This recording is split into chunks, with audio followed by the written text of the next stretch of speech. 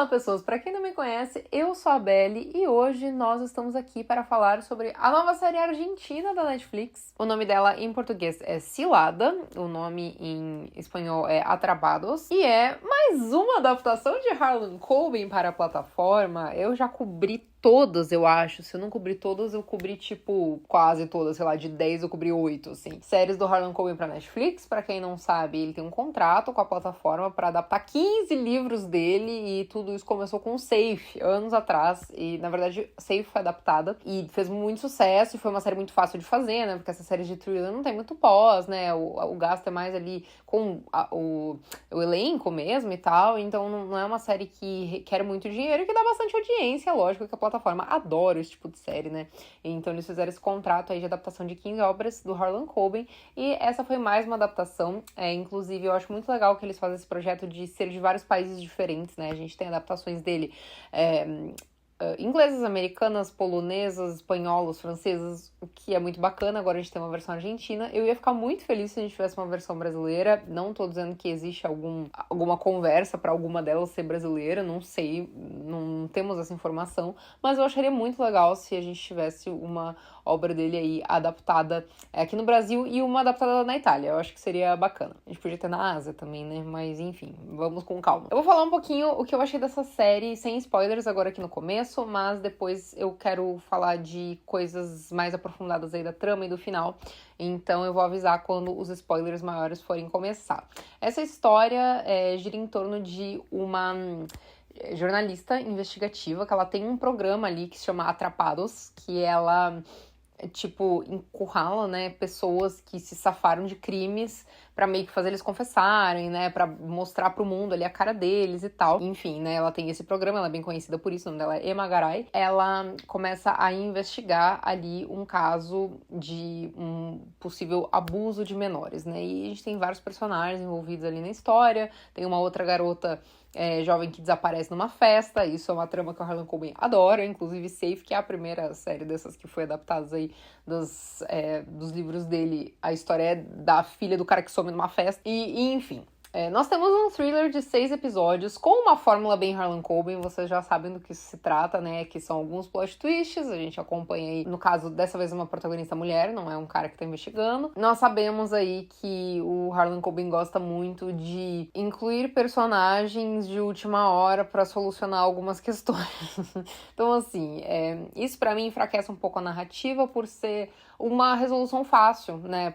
É muito fácil eu escrever um livro, né? Vou escrever toda uma estrutura narrativa e daí um ali dos responsáveis por alguma coisa que aconteceu ser um cara que nunca apareceu na história antes, né? Então, tipo, né? É uma solução muito simples. Mas eu vou ser muito sincera que eu gostei dessa série, eu gostei bastante. Inclusive, eu vinha de algumas séries dele, assim, não gostando tanto, de ter achado, assim, bem esquecíveis, né? Inclusive, eu acho que no último vídeo que eu fiz sobre a série dele, eu falei que era bem esquecível. Tenho quase certeza que eu falei isso. Mas essa eu gostei. Eu gostei da trama porque, mesmo ele tendo usado esse recurso, não só ele, né, como os roteiristas da série, enfim, que não é ele só é o criador da obra original, mas mesmo eles tendo usado esse recurso de incluir pessoas que não estavam anteriormente na trama pra facilitar a história, também tiveram plot twists que envolviam personagens que estavam dentro da história que foram bons. Foram plot twists bem estruturados e que deu pra ver que eles estavam planejados desde o começo por causa da ligação ali com o comecinho da história. Então, cara, eu gostei, assim, pra mim, das séries recentes, assim, sei lá, das últimas 5 séries, eu diria, assim, do Harlan Coben ali na Netflix, foi uma das que eu mais gostei. Talvez, depois de Inocente, eu acho que é a que eu mais curti, assim. Acho que eu gostei muito do fato dela se passar na Argentina, né, ela se passa em Bariloche, não passa em Buenos Aires. Ela tem um episódio que a protagonista vai pra Buenos Aires, então a gente tem algumas cenas ali em Buenos Aires. Eles até aproveitam aí umas vistas da cidade bem legais, mas eu acho que a Argentina é um cenário bem interessante pra produções cinematográficas, assim, e se passando ali na região da Patagônia, né, em Bariloche, é sensacional, porque é muito lindo, né? Então, gostei bastante dessa locação, acho que funcionou super bem pra série. E o estilo de trama argentina, eu acho que me instigou mais a querer assistir mais e saber ali dos acontecimentos, do que se fosse, sei lá, mais uma série thriller britânica. Então, eu sei que várias pessoas não curtiram muito, acharam meio X, assim, Mas, bom, realmente o gosto é uma coisa muito pessoal, né? E eu particularmente achei uma série legal, assim, tipo, ela é simples, né? Como as tramas do Harlan Coben são simples mesmo, assim, você não precisa pensar muito, apesar de que eu achei que esse final foi um pouquinho mais elaborado aí, né? Talvez algumas pessoas fiquem na dúvida quem foi o real culpado, porque tem várias coisas que vão se desdobrando ao longo ali dos acontecimentos, mas mesmo assim é uma série que é a série gostosinha de assistir no final de semana, assim, vocês sabem que eu gosto de recomendar esse tipo de minissérie, assim, de uma temporada só, que tem uma trama ali envolvente, eu gosto muito de thrillers, então eu acho que é uma boa pedida pra esse final de semana aí, pra quem não for ao Lollapalooza, pra acompanhar. Porque eu particularmente achei interessante, assim, dentre as últimas séries do Harlan Coben, eu acho que foi uma das que eu mais me interessei em saber o que acontece. Nós temos uma protagonista que ela, pra mim, oscilou entre gostar e não gostar. Tiveram algumas coisas que ela fez que eu fiquei meio incomodada, mas depois eu fui entendendo o lado dela. E aí a gente não sabe muito bem quem confiar, assim, nós desconfiamos bastante de todos os personagens, assim, em diversos momentos. Mas, no começo, eu lembro que eu pensei, nossa, mas por que ele colocou uma jornalista pra ser a investigadora e não alguém, tipo, da polícia? Mas depois faz sentido, assim, porque eles tratam a polícia, assim, de uma forma com que a polícia não tivesse tanto interesse na resolução do caso, então faz sentido ser a repórter xereta, né, acabar descobrindo as coisas. Enfim, é uma série com várias reviravoltas, vários plot twists, e o final acabou me surpreendendo, então é uma série que eu achei legal. Eu queria falar agora dela com spoilers, então vamos entrar aqui nessa fase de spoilers. Eu vou falar do final, vou falar de revelações do enredo, então se você não assistiu, vai lá assistir antes de continuar vendo esse vídeo, porque senão vai estragar sua experiência assistindo a série, tá? Vamos lá. Bom, a Emma, ela começa conversando ali no computador, através de, tipo, um jogo, assim, é tipo um rabo. Ela começa conversando ali com um cara, né, ela se passando por uma adolescente, e ela quer marcar ali o encontro porque ela quer saber quem que é esse pedófilo, né, que tá ali conversando com essa jovem. Acaba que, no fim das contas, logo que ela chega nessa casa marcada, é o Léo, né, que é o cara que ela tinha conhecido ali, né, da fundação e tal, que parecia tão gente boa, ela tinha até tido uma conexão ali com ele, eles se envolveram e tal. E nós, como espectadores, a gente fica meio chocado, né? A gente pensa, nossa, caramba, mas o Léo parecia uma pessoa boa, né? Mas a gente pensa, mas às vezes as pessoas só parecem pessoas boas, elas não são pessoas boas. Só que muitas coisas vão acontecendo, né, na série, porque aos poucos a gente vai descobrindo outros detalhes, né? A gente sabe que outras meninas foram abusadas, a gente não sabe quem é o culpado, só que a gente conclui que é o Léo, né? Aí, o pai da última garota ali, né, da Cami, da última não, porque a última teoricamente seria a Martina, mas da Cami, né, que é uma das garotas ali que foi abusada, vai lá e dá um tiro no Léo, né, assim, né, se o cara se controlasse e não simplesmente saísse atirando nas pessoas, muitas coisas não teriam acontecido nessa série, né, mas enfim. Só que aí o Léo, tipo, não tinha corpo, né, o corpo do Léo não foi encontrado. Então, assim, logo que no episódio seguinte eles não estavam falando nada de corpo do Léo, eu pensei, velho, não tem corpo, não tem morte, né, essa é a regra básica do audiovisual, seja cinema, série, qualquer coisa. Não tem corpo, não tem morte, né, a gente não tinha o corpo dele e eu já tava pensando, cara, esse cara não morreu, né, em algum momento vai surgir o Léo aí. Só que nós vamos descobrindo aos poucos coisas do passado desses personagens, né, a gente tinha que entender qual que era a ligação da Martina com toda aquela história ali, e nós descobrimos que a Martina, ela fazia um conteúdo adulto ali pra um negócio como se fosse um OnlyFans, assim, e o Fran, que era um cara riquíssimo, riquíssimo, riquíssimo, dono ali de metade de Bariloche, ele tinha marcado um encontro em Buenos Aires com a Martina, ele prometeu levar ela pra um concerto de violino ali, né, que é o grande sonho da Martina, e ele só queria em troca um vídeo, nunca é só um vídeo, né, óbvio que o cara é um pedófilo, e assim, a série mesmo mostra posteriormente que ele também estava cometendo atos de pedofilia contra outras jovens também, né, então ele seria ali o cara que seduziu, entre aspas, a Martina para ir ao hotel em Buenos Aires. A Martina foi lá, só que ele tentou tocar nela, né, a Martina se encheu no banheiro, surtou, né, falou que não e não sei o quê. Então o Marcos, né, que era ali um amigo de vida toda ali do Fran, foi acalmar a Martina, né, e trazer ela de volta para Bariloche, né, o Marcos que foi com ela dentro do mesmo jato privado. Só que aí, também, aos poucos, a gente vai descobrindo a ligação do Marcos e do Léo com o Fran, né?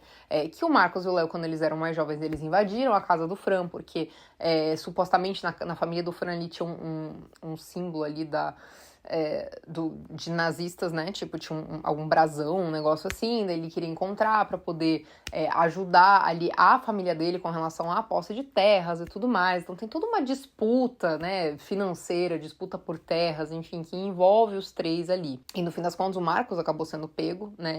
O Léo se safou, o Marcos foi pego.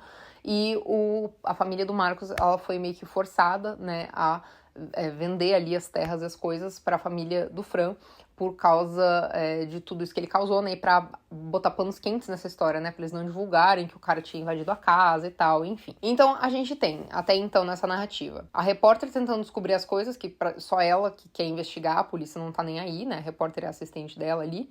A gente tem o Léo, que teoricamente teria morrido, mas depois a gente descobre o que realmente aconteceu com ele, né, e o envolvimento dele desde jovem ali com essa história do Fran e do Marco. A gente tem o Fran sendo dono de metade da cidade e sendo um pedófilo. E a gente tem o Marcos, que se diz muito inocente, mas ele não é nada inocente. A coisa é que tudo, na verdade, não passou de um grande plano do Marcos, né?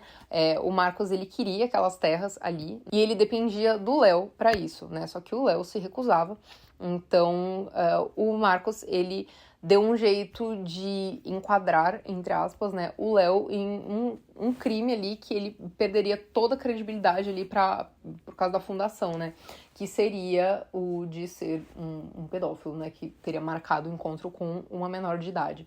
Então, o Marcos, né, ele arma tudo isso, né, ele conversa com a repórter ali através do jogo, ele marca ali o encontro no negócio, ele mantém essas conversas ali com a Martina. A Martina acha que ela tem algum valor, né, emocional ali pro Marcos, mas pro Marcos a Martina é só mais uma peça ali do quebra-cabeça que ele tá montando para poder sair por cima, né, para poder enquadrar o Léo ali e tal. E daí ele convence a Martina a chamar o Léo para aquela casa, porque a Martina conhece o Léo, né? Ela comenta que ela conhece o Léo e tal. E quando o Léo vai lá pra aquela casa, ele coloca todas as provas, né? Ele coloca fotos ali de menores de idade, coloca o notebook, né? Que ele estava conversando com a repórter e tal. Coloca tudo ali na cabana do Léo, pra quando a polícia fosse bater ali, eles iam achar todas aquelas supostas provas, né? Que na verdade não eram provas, porque foi tudo plantado ali. Então o Léo, coitado, né? Ele tava sendo acusado do negócio. Tava todo mundo atrás dele, o pai da Cami deu um tiro no cara e ele sumiu ali, né, na água. E nisso o Marcos sendo o bonzinho, né, o coitadinho que não faz nada, o que ajudou a Martina e, né, que não fez nada demais, sendo que ele é o maior culpado de tudo. E aí a gente vai pro desfecho da história, né, o desfecho da história é que quem abusou das meninas lá, né, que tava com a balaclava, né, e tudo mais, é um cara que não tinha aparecido na história até então, que é aí que veio a minha crítica lá do começo do vídeo, que eles simplesmente enfiaram esse cara que não tinha nada a ver com o negócio, né, assim. Eles podiam ainda ter feito o cara ter uma ligação mais próxima com o Fran, de repente, né, dele tirar fotos e mandar pro Fran, alguma coisa assim. Não. Simplesmente enfiaram um cara chamado Fabiano, sei lá das quantas, lá e, tipo, X, entendeu? Isso eu fiquei bem indignada, porque eu acho que poderia ter um aprofundamento bem maior ali da ligação dele com o Fran ou algo do tipo pra ser mais coerente com o resto da história. Enfim. Aí a gente vê que o Marcos era realmente culpado, né? Ele assume, né, que ele fez tudo aquilo ali, que ele armou pro Léo, que ele armou pra repórter também acreditar nessas coisas e tudo mais. Enfim, né? Ele fez todo ali um jogo de xadrez e ele era o mastermind da história.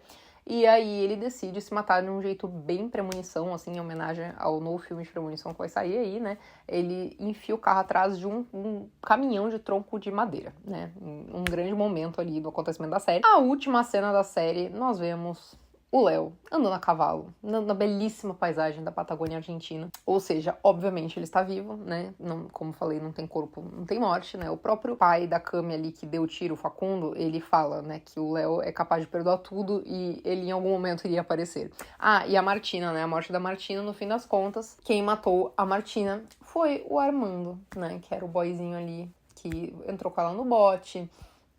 Que eles passaram a noite juntos ali, ele acabou empurrando a Martina escadaria abaixo, né? Assim, ele matou ela, lógico, não estamos isentando ele de culpa, mas assim, eu não acho que tenha sido a intenção dele matar ela, né? Ele deu um empurrão nela e daí ela acabou que ela caiu da escada, né? Enfim, lógico que foi um homicídio, né? Mas eu diria que foi um homicídio culposo, né? Assim, ele não teve intenção de tacar ela pra baixo da escada, né? Ele queria dar um empurrão nela ali pra ela se afastar. E enfim, né? Mas esse foi o desfecho que a gente teve pra Martina na história, coitada da Martina, né, no fim das contas. E a repórter conseguiu, no fim, revelar toda a verdade, apesar de muitos acontecimentos no meio do caminho, muitos tropeços, muito caos ali, ela conseguiu revelar tudo. E uma questão é que eu achei o filho dela muito esquisito, assim, tipo, parecia o tempo todo que ele ia revelar que ele tinha matado a Martina, entendeu? Tipo, que ele era o culpado de tudo, que ele tava por trás de tudo, porque ele era muito esquisito, esse filho dela, ele tinha questões, assim. Mas, enfim. Bom, eu acho que ficou bem explicado o que aconteceu aí no final da série. Como eu comentei, eu acho que eles usaram alguns recursos pra facilitar o roteiro, sim. Tipo, o cara lá que abusou das meninas e tal. Tipo, não tinha necessidade de ser uma pessoa, uma quarta pessoa. Podia ser uma coisa mais conectada com os acontecimentos ali. E eu acho que a protagonista, ela podia ser um pouco mais carismática também, assim. Eu acho que ela tem algumas questões, assim, de às vezes a gente meio que não torce muito por ela. O que é tudo bem, assim, mas eu acho que funciona melhor na literatura. A gente, em alguns momentos, não torcer tanto pelo protagonista, sabe? Do que no audiovisual. É que como no audiovisual a gente tá o tempo inteiro olhando pra cara do protagonista ali, eu acho que funciona menos do que na literatura. Mas, enfim, é isso. Eu gostei desse lado, eu achei interessante. Eu acho que ela é melhor que várias séries aí do Harlan Coben que a gente viu recentemente. Ela foge um pouquinho da fórmula que ele traz aí na maioria das histórias. E eu acho que ela tem as suas... Ela tem suas qualidades, né? E uma grande qualidade é o fato delas passarem na Argentina. Achei bem legal a escolha. Mas enfim, me conta aí o que você achou de Cilada e qual que é a sua série favorita aí das séries do Harlan Coben para a Netflix. Inclusive, se você digitar na busca da Netflix Harlan Coben, vai aparecer toda a coleção, aparece um bannerzinho escrito Coleção Harlan Coben, e aí aparece todas as séries dele. Então, caso você goste muito de algumas e nunca tenha visto todas, né, se você quer achar aí todas da coletânea Harlan Coben, é só você digitar Harlan Coben na busca que aparecem todas. E é isso aí, um beijo pra vocês e até a próxima.